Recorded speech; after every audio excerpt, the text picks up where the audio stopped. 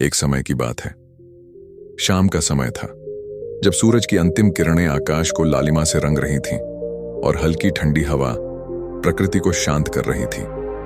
आचार्य चाणक्य, वह महान नीतिज्ञ और विद्वान, अपने शिष्य सम्राट के साथ एक प्राचीन पीपल के नीचे बैठे थे, जहां पत्तों की सरसराहट मानो प्राचीन ज्ञान की गूंज पैदा कर रही थी।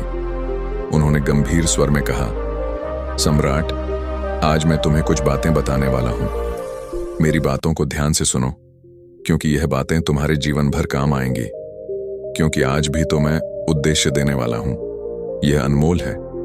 इन बातों को तुम हमेशा याद रखना, क्योंकि आज जो बताऊंगा वह 7 ऐसी जगह हैं जहां पर तुझे बुलाने पर भी नहीं जाना चाहिए। अगर कोई बुलाए भी तो विचार किए बिना वहां के बारे में जाने की सोचना भी मत। गलती से भी भूल मत जाना, क्योंकि एक साधारण विचार स्वभाव का व्यक्ति का चरित्र बड़ा ही निर्मम होता है। वह बड़ी आसानी से किसी के जाल में फंस जाता है और कई बार उसकी मासूमियत उसे फंसा देती है। मैंने देखा है, तुम अपने रास्ते पर चल रहे हो, लेकिन तुम अपने रास्ते से कई बार भटक जाते हो, जैसे कोई नदी की धारा जो कभी कभी अपने किनारों से बाहर बह जाती है। इसलिए तुम्हें चाहिए कि तुम इन बातों पर अमल करो और मेरी बातों को गहराई से सुनो, जैसे कोई प्यासा व्यक्ति अमृत पीता है। सम्राट ने उत्सुकता से कहा, जी गुरुदेव, आप मुझे बताइए। उनकी आंखों में ज्ञान की भूख साफ झलक रही थी। आचार्य चाणक्य मुस्कुराए और बोले, ठीक है मेरे पुत्र, दिल से बात। मैंने जो तुम्हें 7 बातें दी हैं, उन पर विस्तार से व्याख्या करूंगा।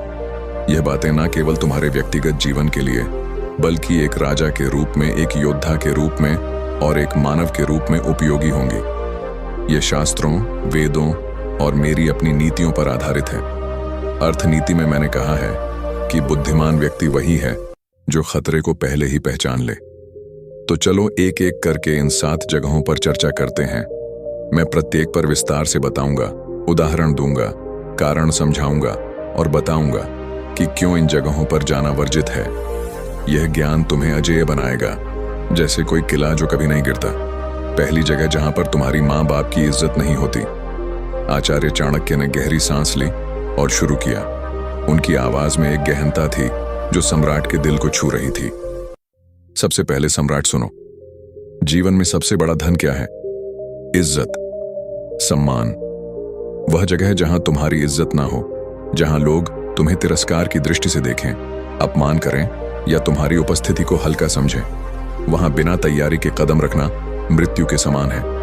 क्यों? क्योंकि इंसान का मन इतना कमजोर होता है कि अपमान उसे तोड़ देता है, जैसे कोई नाजुक कांच का बर्तन। एक राजा होकर भी अगर तुम अपमानित हो गए तो तुम्हारा राज्य कैसे चलेगा? अपमान की ऊर्जा इतनी घातक होती है कि वह तुम्हारी आत्मा को खोखला कर देती है, तुम्हारी निर्णय क्षमता को कमजोर कर देती है और तुम्हें कमजोर बना देती है। वास्तुशास्त्र और वेदों में आत्मसम्मान को सर्वोच्च स्थान दिया गया है। सामवेद में कहा गया है कि व्यक्ति को हमेशा ऐसे वातावरण में रहना चाहिए जहां उसका मान बढ़े, न कि घटे। पहले पता करो कि वहां कौन लोग हैं। क्या वे तुम्हारे मित्र हैं या छिपे शत्रु? क्या वातावरण तुम्हारे अनुकूल है? अगर नहीं तो बहाना बनाकर टाल दो। कह दो मुझे कोई महत्वपूर्ण कार्य है, लेकिन कभी ना जाओ। ये जगहें हो सकती हैं किसी ऐसे व्यक्ति का घर जहां तुम्हें पहले अपमानित किया गया हो, या कोई सभा जहां तुम्हारी जाति, धर्म या पदवी पर सवाल उठते हो, जैसे कोई विषैला सांप जो छिपकर डंक मारता है। जीवन छोटा है, समय व्यर्थ मत करो। वेदों में कहा गया है, सम्मानित रहो, अपमानित ना हो। अपमान से बचो, क्योंकि अपमान विद्रोह का बीज बोता है। अर्थनीति में मैंने विस्तार से लिखा है कि एक नीतिज्ञ राजा को हमेशा अपनी प्रतिष्ठा की रक्षा करनी चाहिए, क्योंकि प्रतिष्ठा ही राज्य की नींव है। अगर तुम अपमानित हो गए तो तुम्हारे अनुयायी तुम्हें कमजोर समझेंगे, तुम्हारी कमान कमजोर हो जाएगी। शास्त्रों में इसे असम्मान का विष कहा गया है, जो धीरे धीरे शरीर को नष्ट करता है। इसलिए बिना सोचे समझे कभी मत जाओ। हमेशा मूल्यांकन करो। क्या वहां तुम्हें आदर मिलेगा? क्या तुम्हारी बात सुनी जाएगी? अगर नहीं तो दूरी बनाओ। यह नियम न केवल व्यक्तिगत जीवन के लिए, बल्कि राजनीतिक और सामाजिक जीवन के लिए भी अनिवार्य है। एक योद्धा के रूप में तुम्हें हमेशा मजबूत स्थिति में रहना चाहिए। अपमान कमजोरी का प्रतीक है और कमजोरी मृत्यु को आमंत्रित करती है। वेदांत में आत्मा की पवित्रता पर जोर दिया गया है और अपमान उस पवित्रता को दूषित करता है। इसीलिए सम्राट इस बात को गहराई से समझो, इज्जत वाली जगह ही चुनो, बाकी से दूर रहो। यह ज्ञान तुम्हें जीवन की हर चुनौती में विजय दिलाएगा। अपमान से बचना ही बुद्धिमत्ता है। हमेशा याद रखो, सम्मान ही तुम्हारी सबसे बड़ी ताकत है। दूसरी जगह वेश्या का घर। आचार्य चाणक्य ने गहरी दृष्टि से सम्राट की ओर देखा और कहा, सुनो मेरे पुत्र, जीवन में कुछ स्थान ऐसे होते हैं जहां प्रवेश करना अपने आत्मसम्मान और आत्मबल को खो देना है, जैसे कोई योद्धा अपनी तलवार खो दे। उनमें से एक है वेश्या का घर। जिस राजा का सेनापति वेश्या के घर जाता है, उसकी सेना दुर्बल हो जाती है। जिस मंत्री का मन वहां जाता है, उसकी नीति भ्रष्ट हो जाती है, और जिस प्रजा का झुकाव वहां होता है, उसका राज्य पतन की ओर बढ़ता है।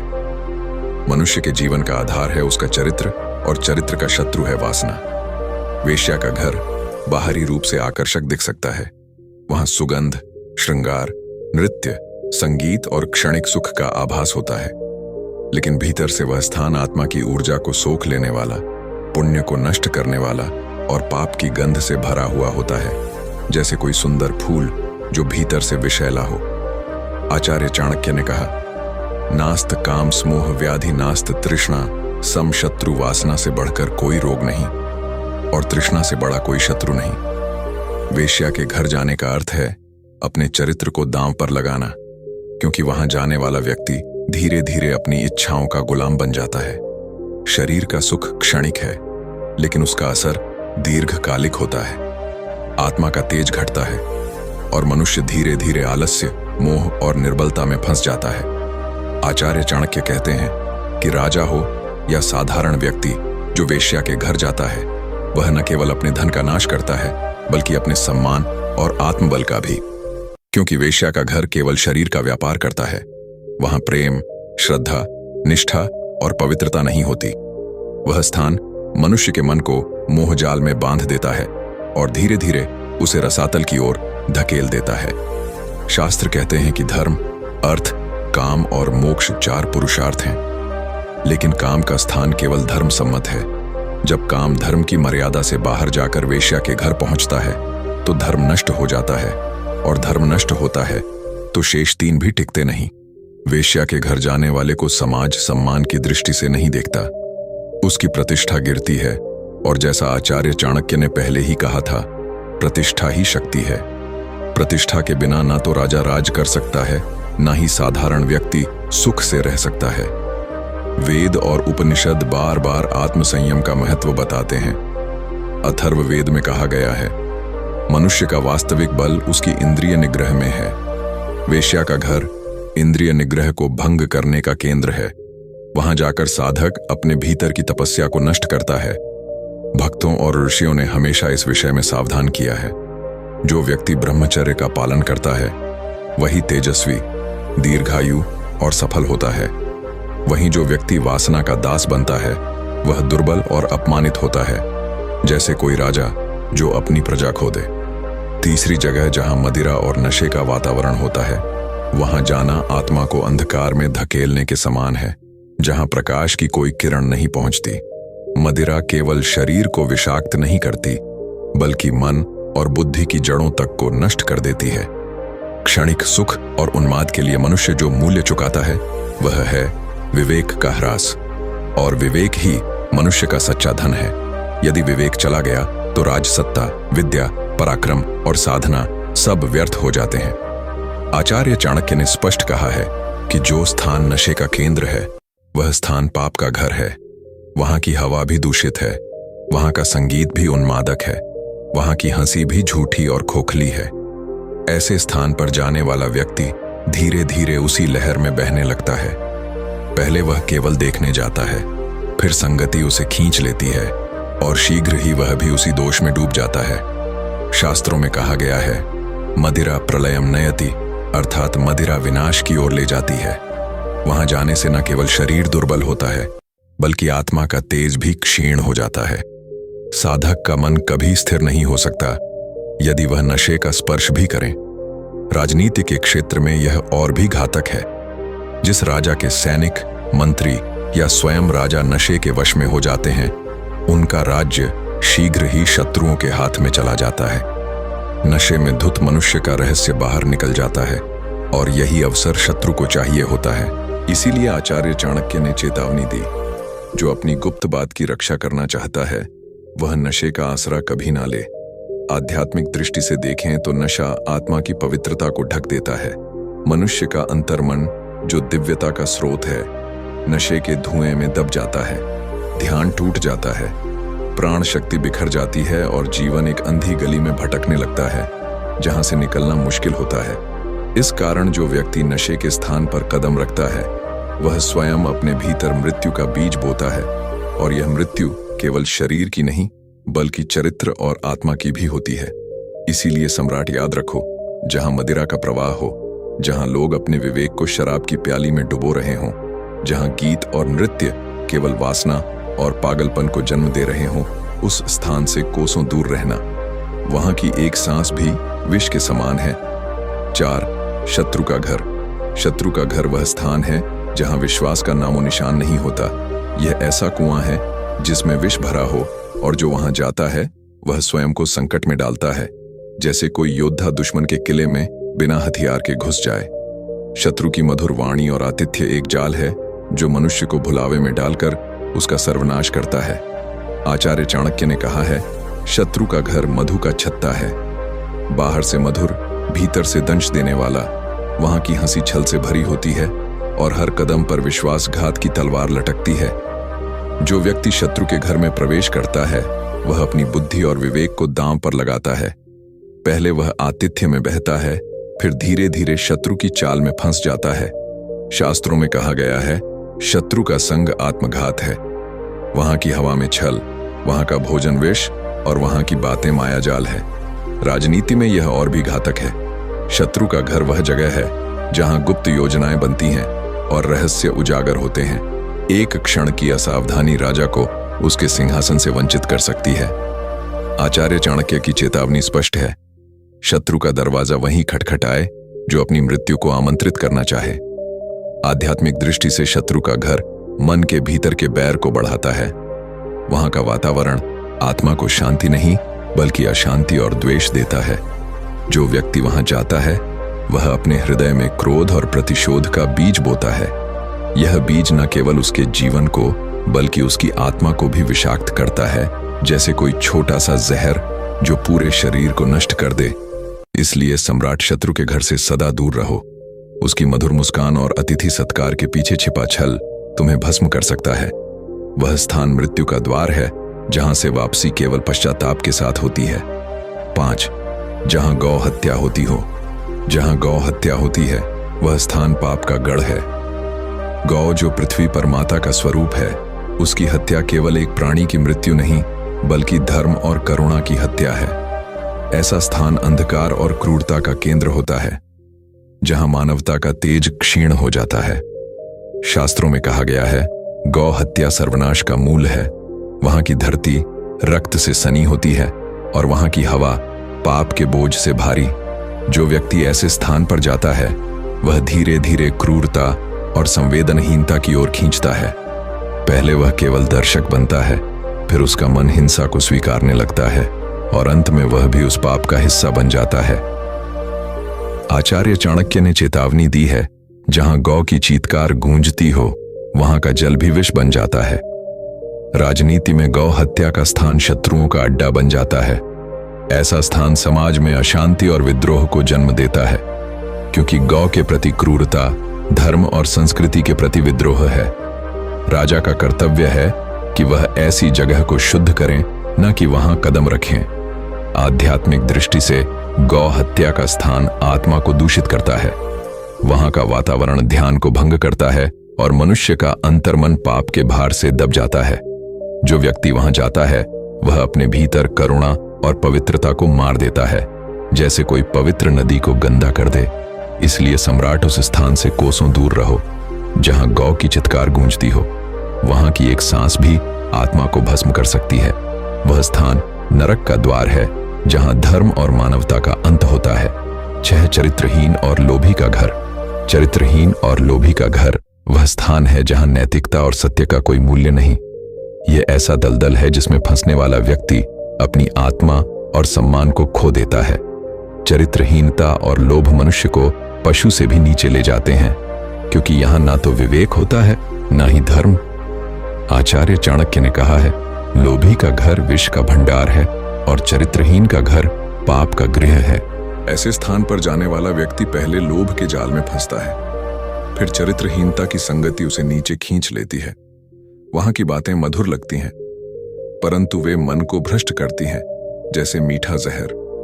शास्त्र कहते हैं, लोभ पापस्य कारणम, अर्थात लोभ पाप का मूल है। वहां का वातावरण मन को अशुद्ध करता है और धीरे धीरे व्यक्ति अपनी मर्यादा खो देता है। राजनीति में चरित्रहीन और लोभी का घर सबसे खतरनाक होता है। यहाँ गुप्त योजनाएं बनती हैं और विश्वासघात का खेल खेला जाता है। जो राजा या सैनिक यहाँ फंसता है, वह अपने राज्य का सर्वनाश आमंत्रित करता है। आचार्य चाणक्य की सलाह है, लोभी का साथ वही करें जो अपनी मृत्यु का सामान खरीदना चाहे। आध्यात्मिक दृष्टि से ऐसा स्थान आत्मा की शुद्धता को नष्ट करता है। लोभ और चरित्रहीनता मन को भटकाती है, ध्यान को तोड़ती है और व्यक्ति को सत्य के मार्ग से दूर ले जाती है। जो वहां जाता है वह अपने भीतर का प्रकाश खो देता है। इसलिए सम्राट, चरित्रहीन और लोभी के घर से सदा दूर रहो। वहां की एक सैर भी तुम्हें पाप के गर्त में धकेल सकती है। यह स्थान वह आग है जो आत्मा को भस्म कर देती है। 7 अहंकारी का घर। अहंकारी का घर वह स्थान है जहां विवेक और विनम्रता का लोप हो चुका है। यह ऐसा मरुस्थल है जहां ना तो प्रेम की छांव है, ना ही सत्य का जल। अहंकार मनुष्य को अंधा बनाता है और उसका घर पतन का केंद्र होता है। आचार्य चाणक्य ने कहा है, अहंकारी का घर वह अग्निकुंड है जो स्वयं को और दूसरों को जलाता है। वहां की हवा में घमंड की गंध होती है और वहां की बातें केवल स्वयं की प्रशंसा से भरी होती है।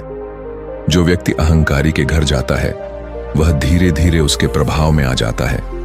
पहले वह उसकी प्रशंसा सुनता है, फिर स्वयं को भी उसी श्रेष्ठता के भ्रम में खो देता है। शास्त्रों में कहा गया है, अहंकार सर्वनाशक, अर्थात अहंकार सर्वनाश का कारण है। वहां का वातावरण मन को अशांत करता है और व्यक्ति अपनी विनम्रता खो देता है, जैसे कोई पहाड़ जो अपनी ऊंचाई में खो जाता है। राजनीति में अहंकारी का घर सबसे घातक होता है। अहंकारी राजा, मंत्री या सैनिक अपने ही घमंड में डूबकर शत्रुओं का शिकार बन जाते हैं। आचार्य चाणक्य की चेतावनी है, जो अहंकारी के साथ उठता बैठता है वह स्वयं अपने पतन का कारण बनता है। आध्यात्मिक दृष्टि से अहंकार आत्मा का सबसे बड़ा शत्रु है। अहंकारी के घर का वातावरण मन को सत्य और ईश्वर से दूर ले जाता है। वहां ध्यान टूटता है और आत्मा का तेज मलिन हो जाता है। जो व्यक्ति वहां जाता है वह अपने भीतर का सत्य और शांति खो देता है। इसलिए सम्राट, अहंकारी के घर से सदा दूर रहो। वहां की एक सैर भी तुम्हें घमंड के अंधे कुएं में धकेल सकती है। यह स्थान वह विष है जो आत्मा को नष्ट कर देता है। और जैसे ही आचार्य चाणक्य की ये शब्द समाप्त हुए, सम्राट की आंखों में एक गहन चमक उभरी, मानो वह ज्ञान का अमृत पी चुका हो। लेकिन उसकी आत्मा में एक गहरा पछतावा भी जागा उन भटकावों का जो कभी उसे रसातल की ओर ले गए थे। शाम की हल्की हवा में पीपल के पत्ते सरसराते हुए मानो साक्षी बन रहे थे इस अनमोल ज्ञान के, जो न केवल एक राजा को बल्कि हर मानव को अजेय बनाने का रहस्य था और जो सदियों तक गूंजता रहेगा। सम्राट ने गुरु के चरणों में झुककर कहा, गुरुदेव, यह ज्ञान मेरी आत्मा में हमेशा के लिए बस गया है और मैं वचन देता हूं कि इन जगहों से दूर रहकर मैं न केवल अपना बल्कि अपने राज्य का भी सम्मान और शांति बनाए रखूंगा। आचार्य चाणक्य ने मुस्कुराते हुए कहा, जाओ पुत्र, इस ज्ञान से तुम्हारा जीवन अब एक चमकदार तारे की तरह चमकेगा। लेकिन याद रखो, असली विजय वह है जो भीतर के अंधकार को हराती है। और उस शाम वह पीपल का पेड़ गवाह बना एक ऐसे बंधन का जो समय की धारा में अमर हो गया, हर दिल में गूंजता हुआ, हर आत्मा को जगाता हुआ और जीवन के हर मोड़ पर मार्गदर्शन करता हुआ। दोस्तों, हम हर दिन बड़ी मेहनत से आपके लिए स्टोरी बनाते हैं, तो अगर आप हमारी यानी बोधि सीकर चैनल की कहानियां एंजॉय कर रहे हैं तो हमारे चैनल को सब्सक्राइब कीजिए और हमारी लेटेस्ट वीडियोस की नोटिफिकेशन के लिए बेल आइकॉन दबाना मत भूलना।